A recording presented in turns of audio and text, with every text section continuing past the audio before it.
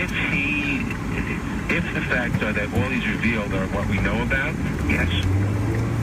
All right, Snowden would probably say in response to this Freedom Act, which, as you've said, and let's be fair, and let's also disclose that you are my congressman in Brooklyn, New York, he would say it really matters little if the bulk data isn't collected by the NSA, but is still held by the phone companies.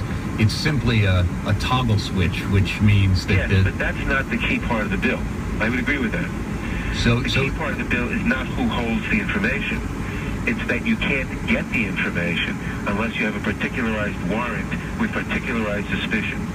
Do you care as an American citizen and as someone in Congress whether the phone companies hold on to this data and collect it and keep it in servers, whatever their reason for doing it is? Well, I'm going to make one more stop. Collect it just as a function of the way they function. We're on our way How long they keep it is a different question.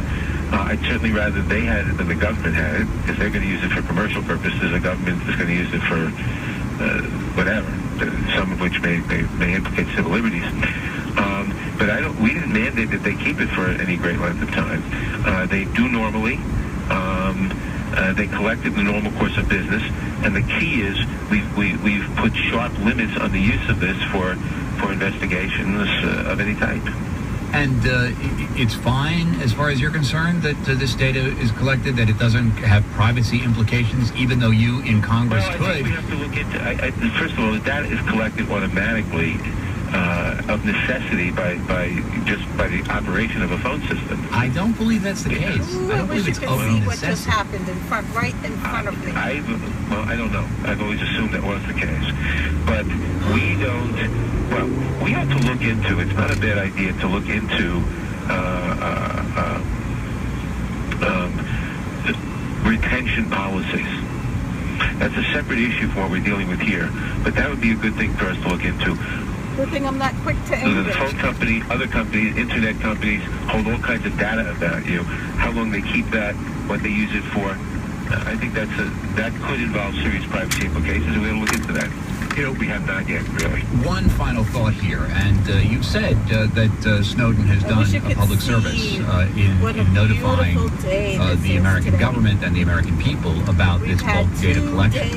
In general, how would you evaluate the extent to which the government as a whole is way behind all kinds of implications of the high-tech revolution, including surveillance technology, including the social network monitoring, including all the kinds of things that puts people like Facebook and Twitter way ahead of the NSA.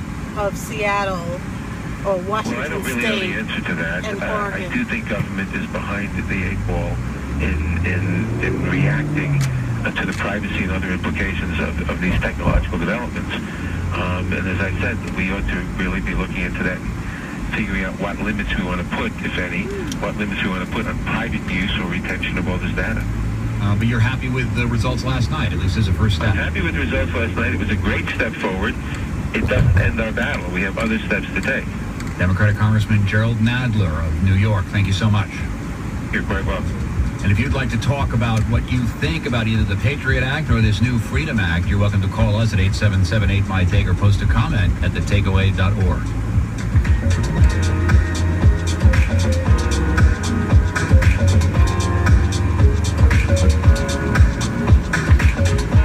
The Takeaway is supported by Citrix, creator of GoToMeeting, connecting people and businesses in face-to-face online meetings from any device. Featuring a personalized meeting room for a custom look. Learn more at gotomeeting.com.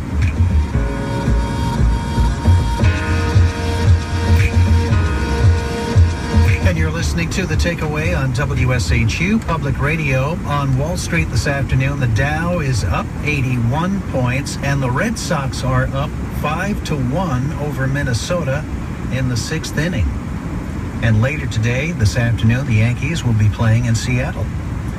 Well, morning rush hour traffic can be a real waste of time, or a great way for you to catch up on news while you're sitting in your car. Tune out the traffic, tune into NPR's Morning Edition on WSHU Public Radio, Monday through Friday, beginning at 5 a.m.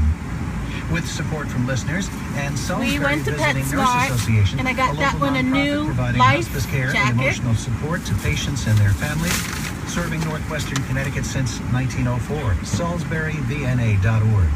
And Samurai and the Culture of Japan's Great Peace, a groundbreaking exhibition at the Yale Peabody Museum. Find shimmering swords and imposing armor and learn how most were made at a time when war had passed from memory into legend. 67 degrees in Kent, Connecticut right now. It's 60 in New London at 3:21. 3:21. You're listening to The Takeaway from WNYC and PRI Public Radio International in collaboration with the New York Times and WGBH Boston Public Radio. Well, look now at the loss of identity and hope for many people in Nepal clinging to land that is still moving underfoot. This is our shelter, but it's on someone else's land. If they say get out, we have to go tomorrow. We have no place to stay. We have no land, no house, nothing. Where shall we go? What shall we eat? The only option left is death.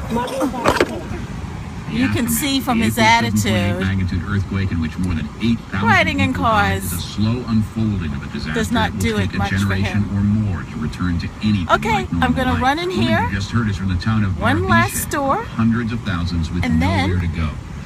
She's in a new BBC film that takes us into this earthquake we'll take the disaster scenic without route any time-compressed Hollywood back to our spectacle. tiny Just house. truth on the ground. It's called simply Our World, Nepal Survivors' Stories.